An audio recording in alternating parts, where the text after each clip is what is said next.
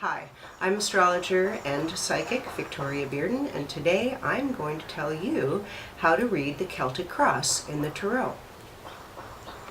Also, I wanted to let you know that I use the Rider-Waite deck, and this is Riderwaite, Rider-Waite. And this is a really classic old school tarot deck, and the nice thing about it, that's the pattern on the back, is the cards look like what they mean, and they have all of the right colors and astrological symbols, and it has it all. So this is a good choice when you're learning, but it's a good choice in general. So whether you're doing a tarot reading, whether you're getting a tarot reading, one of the things that you have to do is you have to arrange the cards in an order that is going to give you an idea of a flow, past, present, and future. The Celtic Cross is one of the most popular and oldest spreads, tarot spreads, that people use, so that's why I'm going to tell you about that first. So this is actually a book by Eileen Connolly about the tarot, one of the ones I like, and I'm going to show you, this is a Celtic Cross layout right here, and that's what we're going to be talking about. I also want to mention that there are a number of different approaches to doing the same thing in the tarot. So you may hear variations on this, and I just want to say that there is a basic rhyme and reason to the way all of this goes, but you will sometimes hear different opinions about the meanings of certain placements. But I'm going to give you the basics according to me.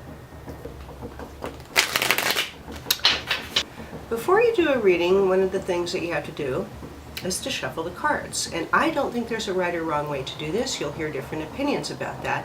But the main thing is just put your energy into the cards. So if you want to just do it like that, if you actually want to be, like a card chart, do it like that. You can even just hold them. And when I do readings for people, I actually like to spread the cards out so my client can pick from anywhere in the deck. And that is definitely the way that I do it personally. It's my own take on it. So you're going to see different variations on this. Pick the one you like. Once you or your client shuffles the cards, and I don't think there's a right or wrong way to do this, you'll hear many different ideas about that, you need to pick some cards. And if it's a Celtic Cross, you're going to pick 10. I like to fan the cards out so I can pick from anywhere in the deck where my client can. So now I'm going to do that. And the less you think about this part of the operation, the better, because you just want to be guided. You want to be intuitive.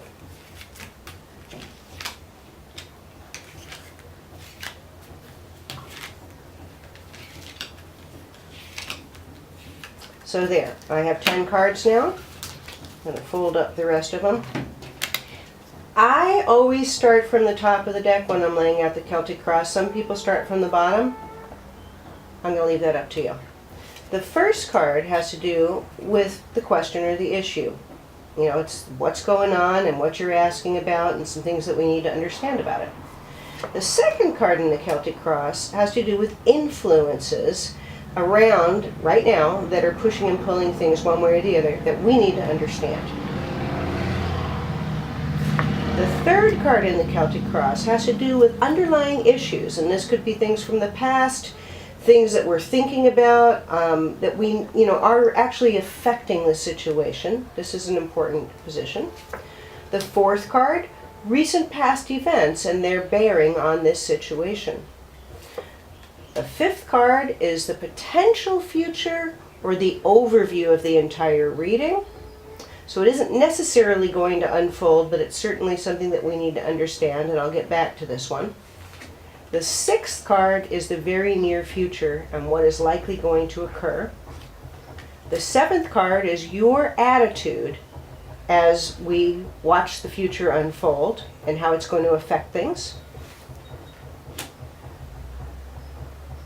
The next card, the eighth card in the Celtic Cross, has to do with the environment, other people in the environment and situations in your environment, not you, and what that influence will reveal.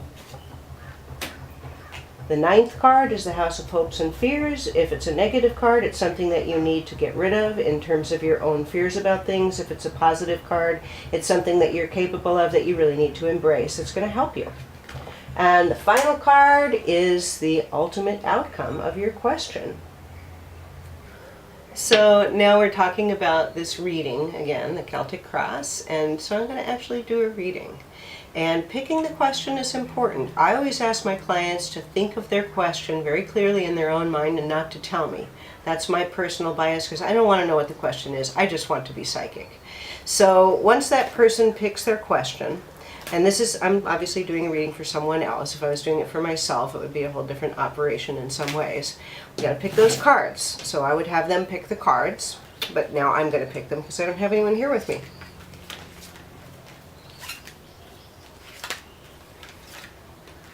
Oops, got an extra one. 1, 2, 3, 4, 5, 6, 7, 8, 9, and 10. Remember, we need 10 for the Celtic Cross. Take these cards away. And so now I start with the top card. That's just the way I do it. Some people start with the bottom card. But we're going to do what I do today. First card. And that's where you stand right now. Second card. Influences. Third card. Underlying factors that we need to understand. Fourth card. Recent past and how it has a bearing on the situation or question. Fifth card. Overview of the entire reading or possible outcome. Sixth card, the near future. Seventh card, your attitude as the future unfolds and how it's going to affect things. Seventh card, other people in the environment and situations that are going to affect things. Ninth card, hopes and fears. And the 10th card, our final outcome. Now, also I want to tell you, I don't think the future is set in stone. What we do and what we decide does have an influence on how things come out. So these are guideposts. And it's almost, you'll hear this in the tarot. You'll hear like, well, if nothing changes, this is what's most likely going to happen. And that's probably pretty accurate, but we can change things. So this is a big, giant FYI, because we don't want to act like things are predestined, because I don't think they are. Okay, so now we have a reading. This is our Celtic Cross, 10 cards. Went over a little bit about the meaning of each placement. So now I'm going to interpret this. The first card then would represent the present situation or the question. Wow, this is the Devil card. And I read reversals, and that means when the card is upside down, it has a different meaning than if it's right side up. And this is definitely upside down. Hey, this is pretty good. And so this would indicate that the question or situation has to do with wanting to get out of a bad relationship or oppressive situations, wanting to put the past behind you, and really feeling like you want to overcome negative stuff so you can take the high road and have a better life. Well, this is good. So maybe the person is thinking about this question, is thinking like, how do I get out of this? Because I really want to. I want to have this be a better situation for me. Awesome. Probably a better relationship. The Crossing card, well, this is a great major arcana card, and these are cards that represent bigger lessons.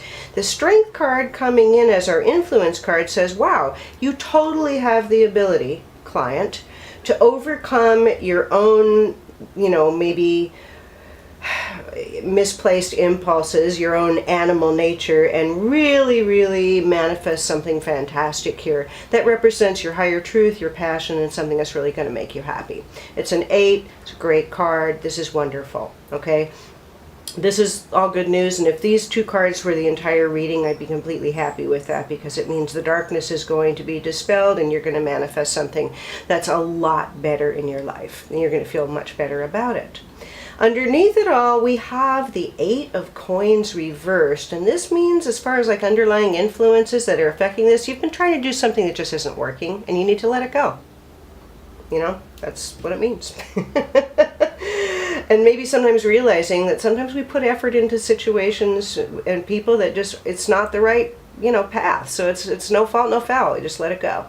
We go back into the recent past situations, well, things haven't been all that bad with the 4 of Wands, but so we feel like we should appreciate what we do have, but maybe, there's a realization that things could be better, and that actually is a helpful point of view here, and maybe we need to realize that, okay?